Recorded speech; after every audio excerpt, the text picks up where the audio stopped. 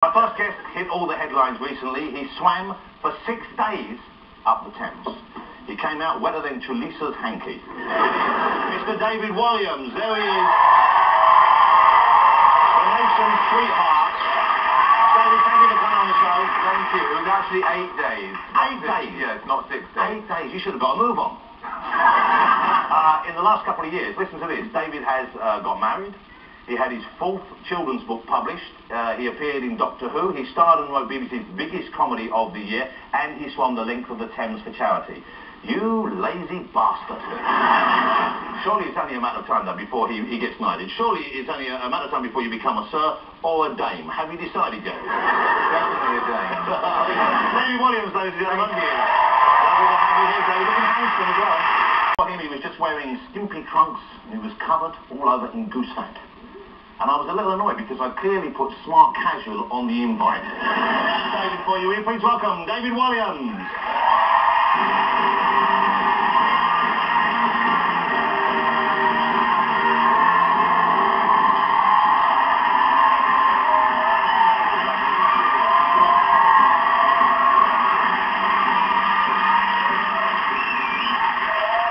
Lovely to see you, David. Lovely to see you, and you look lovelier by the year. God bless you. God bless you. Hey, how are you in yourself? What's going on? Because I've read reports that since the swim, you've been a little under the weather, that you've had various ailments brought on by not just the river, but the exertion itself. Well, I tore a disc in my back. And that's painful, isn't it? I'd like you to have a look at it later. I will. It's quite painful. Gladly have a look. Can you see it from the outside? No.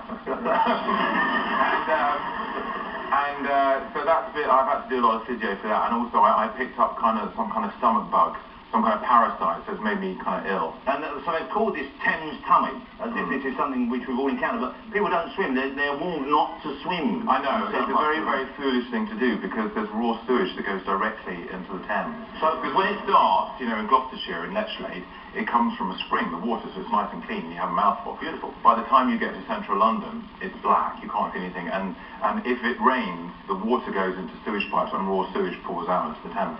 So, but people love these parts of it. This is the thing that you're interested in, you're straight to the sewage. It is a fascinating thing that you've done, and it's also an incredible achievement. 140 miles you swam, is that right? You raised £1.1 million. Right? And that will keep coming in, I'm sure, because they'll show the film again, near Sport Relief, and we'll talk about it more, and you know, but it's something you knew going in potentially could have the sort of effects it's had, and worse. You knew that you'd done yourself. You've swum the Channel before, you did the Straits of Gibraltar. Incredible, over and above the Call of Duty, ladies and gentlemen. We all do a little bit for comic relief. I do about as little as I can get away with. We all do a bit.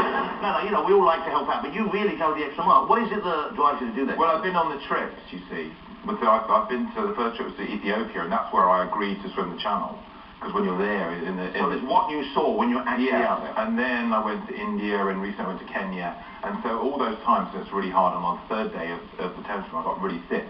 And you just think about the people that the most going to help. I know it sounds a bit goody-goody, but that really, really does help. And because for me, I don't care if I swim the Thames or not. It doesn't make any difference to my life. But it could make a lot of difference to other people's lives. Please don't take this the wrong way, but when I first met you, you were the last person I would have thought would do something sporty in a big way, because you're not an athlete. I'm not an athlete. I was very overweight at school, last in every cross-country run, and yeah, I'm not sporty at all. But there's one thing I can do, which is stay in the water a long time, much like a whale. So you always had endurance. You would be good, because because I know you have balloons, and long-distance swimming, you can't do if you're skinny. No. Chris Martin, you're too skinny, can't do it. You would be magnificent. Because you need a big layer of blubber. But like 5 or 6 inches of blubber all over your body. I think you can do it. I'll accept the compliment. I'm paying you a compliment. I will accept it. Can I say it's one of the luckiest things anyone's ever said to me? No, and I had to put on weight to swim the Channel and put on some weight to swim the Thames. Well, because presumably you're burning up so many calories and also, for that level of exertion. And it's the cold. The cold. When you're really cold, it gets you down. That's why, to be honest with you, that's one of the main reasons why I couldn't even contemplate doing it. I know I wouldn't have the stamina or the fortitude to keep getting back in water that cold. It would. I don't think I would have the courage to do that. And yet you acclimatise yourself to it. You got yourself. Yeah, you get used to it, and you do. And I did a lot of training, but it's great. But I do think this is it now. I don't, because people, even the first day before I started swimming, some journalists went, "What's next?" Let me do this first. I've got 140 miles ahead of me. Hey, hold it. Look, we've got to go to a break, because you know... No, I'm going to keep talking. We can keep talking, because people will be watching adverts for sofas. Fine. But before we do, just to show what a challenge it was, you know, we talked about the quality of the water, and we have some Thames water from the tail end of the Thames, or the up near London. Look at the colour of that, ladies and gentlemen. That's what he was swimming. And obviously you were taking quite a lot in, I guess. It doesn't smell good either. We've got some out there, we've got a big beef out there. Have a smell of that. How's that? Michael? No, don't drink it. There'll be all sorts in there. You don't want to... Oh, my...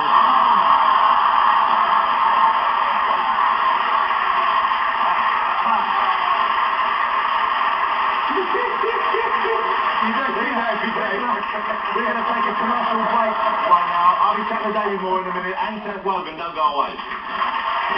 I saved a dog. You pretended to rescue a dog, yes, very clever. I saved a disabled dog. Did you just... Have you done that? No, I don't think you have. The dog was disabled. The dog was fine till you got hold of it. I hear that as you hand it out for sympathy, you snapped a leg and gave it back. I don't know if that's true, I heard that. That's the kind of thing you do. But no, this dog, I was swimming and then I heard this plop behind me. And I thought, more sewage. I thought, what's that? And I just, the dog, oh, that's sweet, and it paddled along. Sweet. And then it tried to get out of the water, and it couldn't. And then its owner tried to help it, and the lead snapped. So I swam back and pushed the dog to safety. And then afterwards, I found out the dog was disabled, which somehow makes the whole thing even more moving. And so much better that you're telling that story yourself as well. Well, you weren't going to tell it. I didn't know it. You tell it. I heard the dog. David Walliams, who's still with us, ladies and gentlemen, I'm thrilled to say. We've got Seth Wogan, we've got Michael Bublé coming up, and Coldplay. David, incredible year, as saying, obviously this remarkable achievement for Sport Belief, congratulations, but also congratulations on getting married. What a lovely thing. You got married just over a year ago. May of last year. May of last year. This is over a year. I was there at the wedding, and it's been more than 12 months, so most of us have lost a bit of money right there. There you are with your lovely wife, Lara. Wow, man. Way out of your league. I know. Way out of your league. How did that happen? How did it happen? How did that happen? I don't know. But She must have seriously. been crazy. Wow, well, congratulations. Thank you very much. And is she there much when you get in, or she normally arranges to be out when you get home? She's there. Wow. You know what? A lot of people say, oh, wow, Jane's married, and, you know, it's a lovely thing. And I think some people are thinking, okay, what's the relationship like? But seeing her going out every day and being there for you on the swim as well. For the swim, 8 days. You know, I know even the most hardened kind of skeptics said this is a genuine, loving relationship. Look at that. She's there. I mean, if she can find you attractive looking like that, then that's love. She had a loudspeaker, and she'd be sort of, you know, calling out words of encouragement. David, swim well, swim well. Where's she from? She's not from here. Swim so good. Yeah, she's but that is good swimming, David. She's a Nazi from the Second World No. War. What? How did That's that what happen? it is. How did that happen? She's Dutch.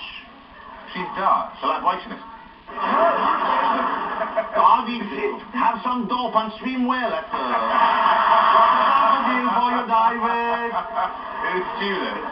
Tulip, that well. And Amsterdam and Boston. It's so uncanny. It's almost like she's here in the room. David, I'm waiting for you. I don't know. I felt I had to carry on because I feel embarrassed. No, okay. no, she's lovely, and I feel very, very blessed. And you've been married a very, very long time. 24 years next year.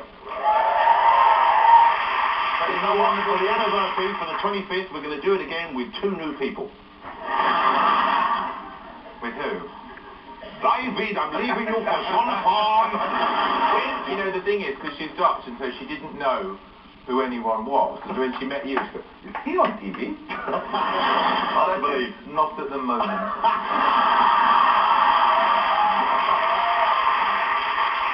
But it was a lovely day. It was a lovely wedding. All weddings should be lovely. It was a lovely day, and clearly, you know, this is a big part of your life right now. Is it changing? How much has it changed, and which way? Well, I think you just feel really at peace.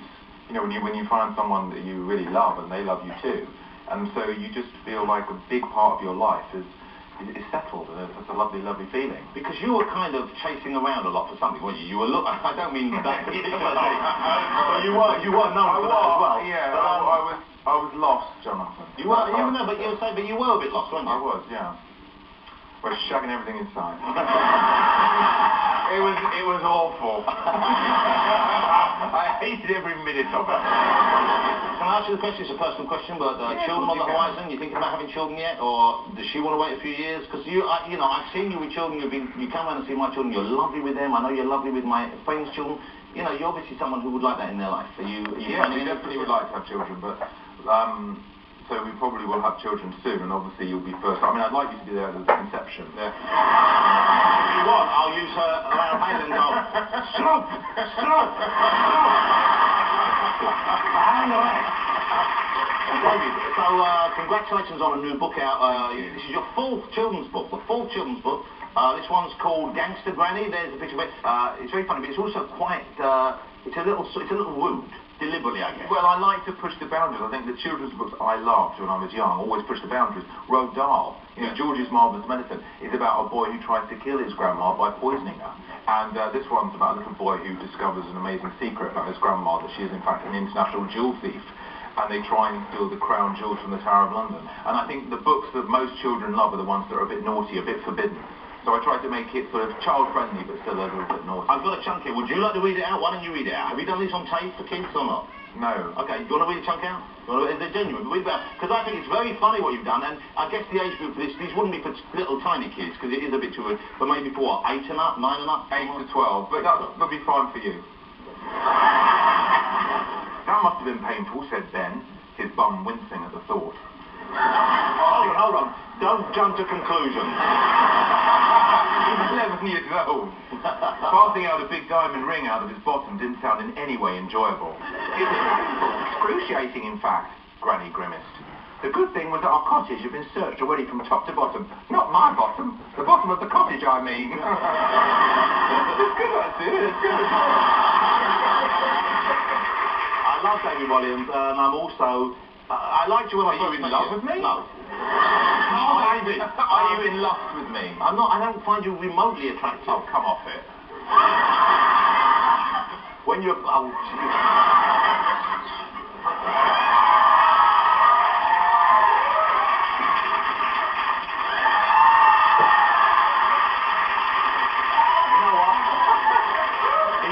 in 5 seconds, managed to undo all that good work in the Thames.